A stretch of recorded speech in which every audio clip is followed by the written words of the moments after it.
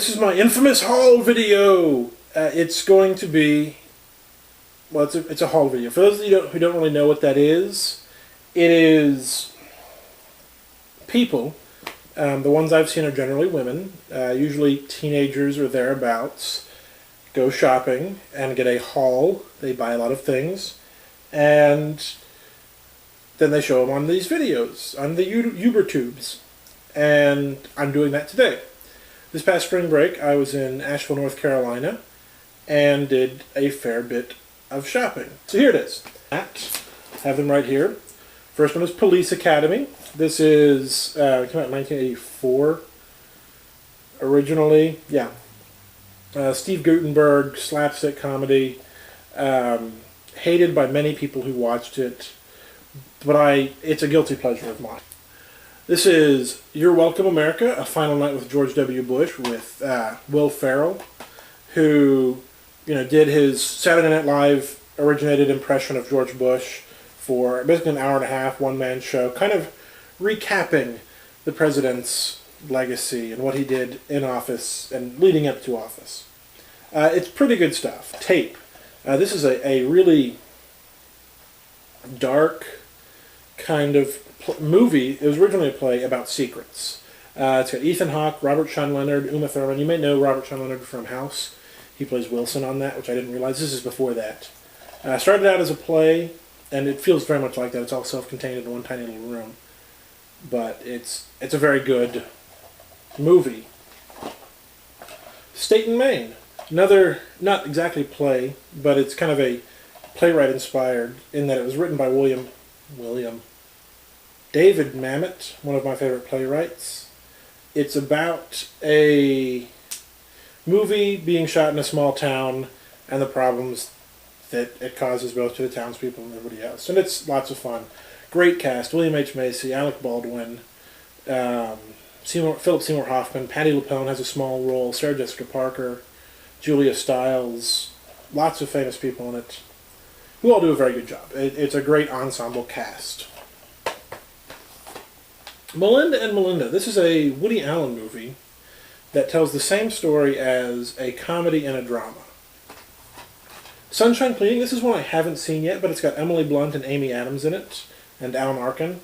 It's about two sisters who start a biohazard cleaning business. One of the producers of Little Miss Sunshine. It looks good. It looks kind of quirky, fun comedy.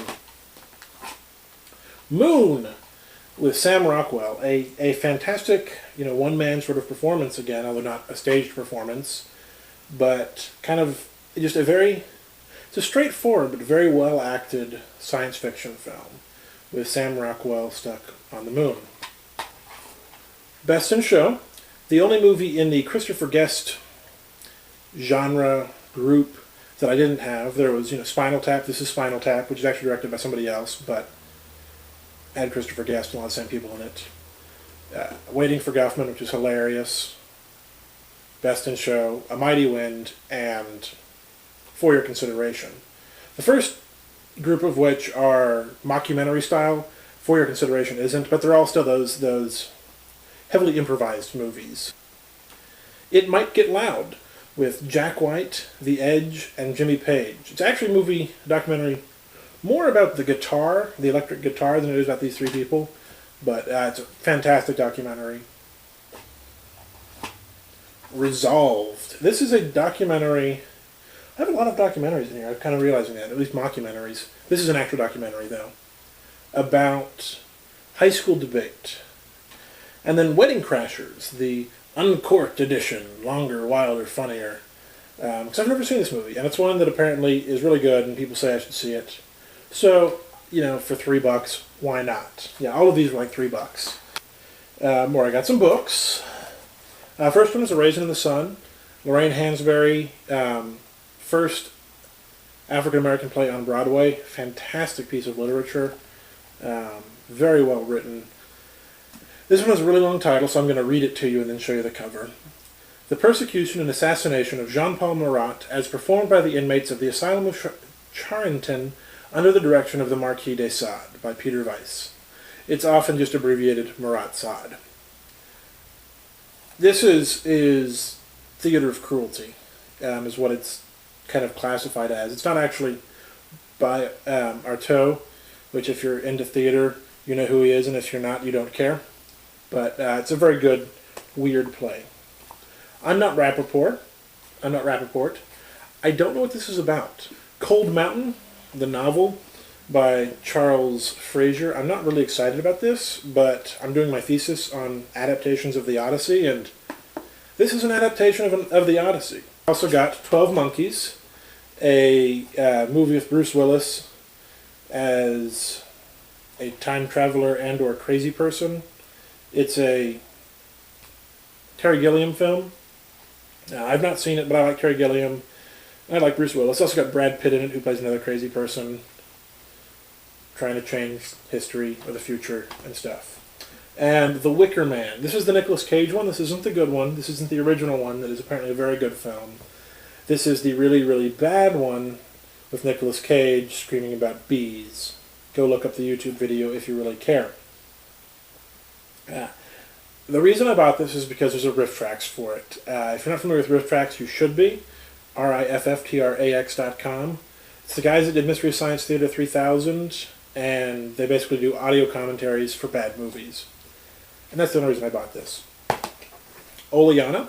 It's a play by David Mamet, who you'll remember also did State and Maine, that I showed you earlier. And if you look real carefully, that's William H. Macy, who is one of my favorite actors. He was in the original Broadway production of this as a phenomenal actor. He's also in State and Maine. And that is in The Invisibles. This is a graphic novel. Woo, pictures and words and things. I hope there's nothing dirty in there. I don't know. I've not read this, so I don't know what's in it. By Grant Morrison. Basically, the hook for this is what if every conspiracy theory, every myth, every idea someone had come up with is actually true.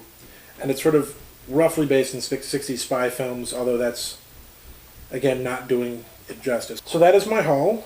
One other thing that I can't show you because it's being used right now is I have a GorillaPod, which is a cool flexible tripod for cameras that I'm using to film this right now.